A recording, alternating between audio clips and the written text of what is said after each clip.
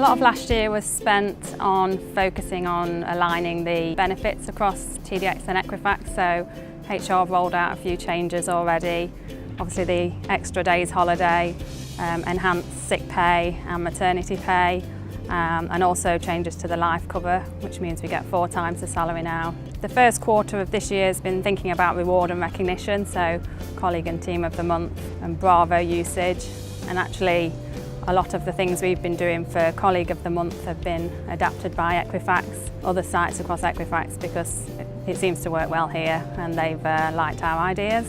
This year we had approved funding and approved business case to perform an integration of TDX and Equifax. But what we're doing is we're putting in more comprehensive MPLS links and linking us into the full Equifax network. Our data centers, our desktops, our back office servers and our production servers have the ability then to connect to any Equifax resource all throughout any Equifax office and any Equifax data center globally.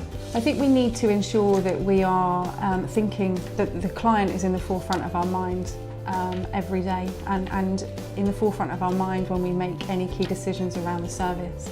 So the decisions we're making, are they driving value for the client? Are they decreasing risk for the client? I think Rich's team's key focus, which then cascades down to client service management, is around the client and the service we deliver to the client, ensuring that the decisions that we are making on a daily, hourly basis are conducive to providing the best service for the clients. So Q1's been incredibly busy for us. It's been a really good Q1, not only in kind of delivering value for our clients, but also setting us up for success for the next couple of quarters as well. One of the biggest things we've achieved in Q1 is delivering our 3rd debt sale for BT, who are one of our biggest recoveries management clients. It's been quite a journey with BT over the last 18 months. We've used all the tools available to help them develop their debt sale strategy. We've used things like Equifax data, which is unique to TDX. We've used customer level selling, which has all ultimately culminated in a huge sale for them in Q1 this year, which we've achieved massive results for them and for TDX. So this year is really exciting for us because we've managed to secure a whole heap of investment for all of our products across insolvency and across RM. And what that means is for the first time in a really long time, we can not only make improvements to our products, but we can also create brand new shiny things, which is what people are always after. From a TICS point of view, we're focusing very much on TICS capability. And we want to improve the TICS platform for everyone. So we want to improve it for IPs. So we're looking to introduce an automated way of IP sending us proposals. We want to improve it for clients. So we're looking at ways that we can offer them new fee structures that they're really interested in. And of course for our operational team, because they use the product the most. So we're looking at automating a number of the processes in that system. I'm originally from Birmingham and moved to Nottingham to go to university, and I love the city, so I wanted to stay in Nottingham as a city, and TDX seemed interesting. There's a lot going on, it's a great place to work. Before I worked as an analyst, I spent time working as an operations specialist.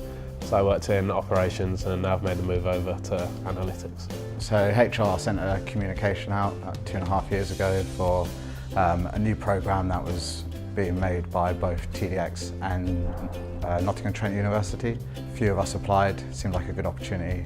And yeah, they decided to take on 5 students in the end, so that was good because we were all there, had each other's back, good support network. So I started originally in operations. I came in as an operations specialist, and then I think it was just under a year later I got promoted to be a senior ops specialist, and then 2 years later moved into IT. I guess it was just more circumstance, and I kind of naturally fell into that role. And then when it came about, I thought, well, may as well go for it. And with IT, I've always wanted to go into IT. I just didn't know where. So like spending a couple of years in the business and learning what everyone does was like really good for me. And I started doing some SQL sessions with Dee, who won Colleague of the Month for it, which was awesome. And that helped me get the job that I've got now. It was a role I applied for. The role already existed. It was just as other people progressed in the company, the role became vacant. So I had support from my peers, my team leader at the time, and the hiring manager were all keen to help me. And I know they helped other people with the application process as well. So the degree was split between pure analytic course, because it was a multidisciplinary study. So you had like a pure analytics side of it and then a more business side of it. So one of the first modules was about database design, and that was very much an analytical specialist subject. I feel like you always need to keep learning and progressing and pushing yourself. I didn't want to stagnate, and it's quite competitive in Nottingham in analytics, so I guess it'd give me the edge over some other colleagues, but also just to keep learning, keep studying, and I learned a lot through the course, so it's definitely worthwhile. The transition was pretty quick because then we needed someone downstairs, and I had a lot of support. I had to get everything handed over in ops, which was like quite a bit of work, and there was like the guys and my team was so good, just picking all that up. And then as soon as I went downstairs, I've got so much support. Everyone is so supportive, and IT is such an amazing department to work in. We've just got the best team ever. A lot of my work is operational in the sense that I support the operations team with checking files and creating reports, but also help create operations reports for some of the clients as well. I'd like to progress in analytics at TDX, move on to bigger projects, working in the DMI environment, be exciting as that's one of the bigger clients. I'd like to obviously be really good at what I'm doing first, maybe go into a bit more of a developer role, and I was initially looking at testing, but I'm just going to see where it takes me. So something they spoke about at the last People Forum was what we'll be talking about for the rest of the year, and HR have mentioned well-being is something they want to focus on specifically, so we'll be helping out there wherever possible. And then locally here, Stuart and Lawrence want to focus on benefits locally, so we're going to be holding some workshops to get feedback from everyone here about the benefits we have in Nottingham specifically, just to try and make sure people are engaged and what benefits we do offer people want, unless there's any ideas for anything new.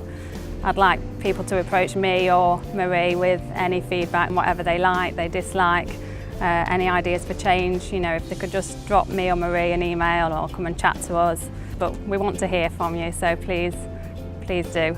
And it's been great actually in the last 6 months meeting the other Equifax colleagues from different departments and working with them. It's actually a nice part of the integration to actually finally get to do that. You know, we will also have access to the entire suite of Equifax back office tools, whether that's project tools, whether that's development tools, whether that's workforce tools such as PeopleLink, Access Manager. You know, there's a whole suite of Equifax tools that certainly our HR department will be looking at how we can best utilise. One important aspect to integration is going to be to minimise any impact of integration/migration on the users. So it is important that if anyone has any questions, that there is the Ask Integration mailbox.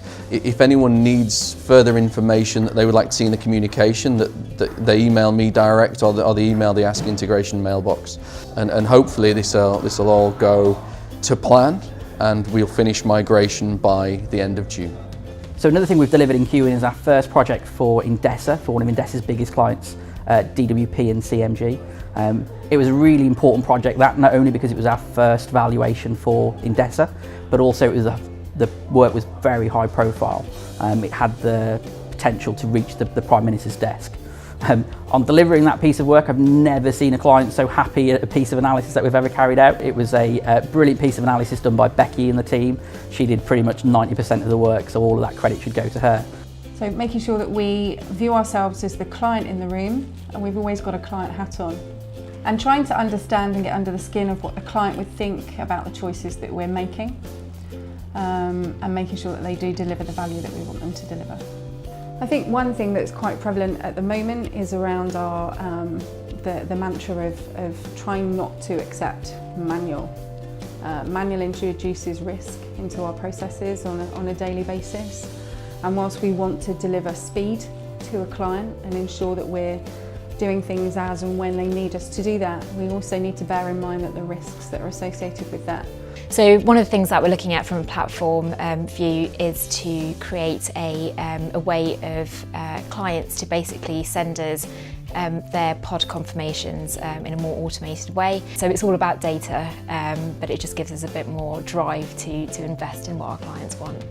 It's been a busy Q1 for us internationally as well. We've been involved in lots of different countries doing lots of different projects, which has been quite exciting.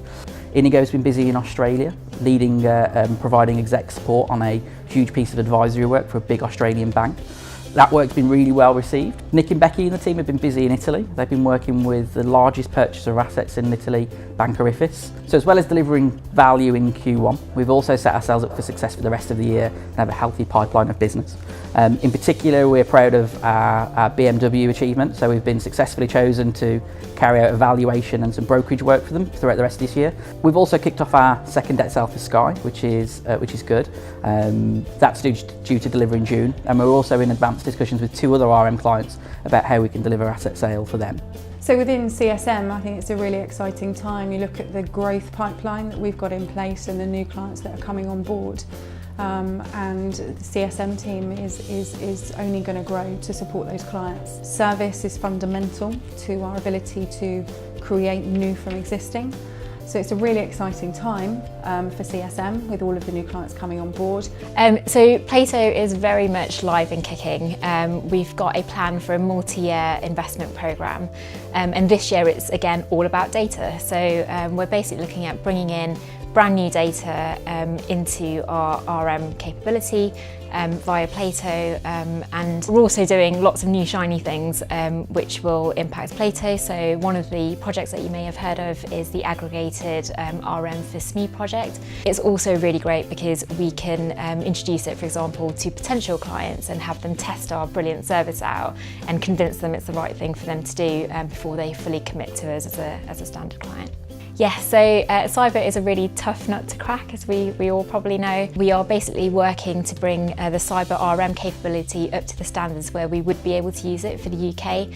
So as you can see, there's lots of things happening in the world of product at the moment. We have roadmaps for all of our products that are jam-packed to the brim. It's a really exciting, hopefully, couple of years for product. Work with such a lovely bunch of people, everyone's supportive, and we've got a really nice atmosphere here. It's professional, but we're relaxed at the same time. It's nice to be able to go with somebody and talk about work. You can also have a nice little chat to them.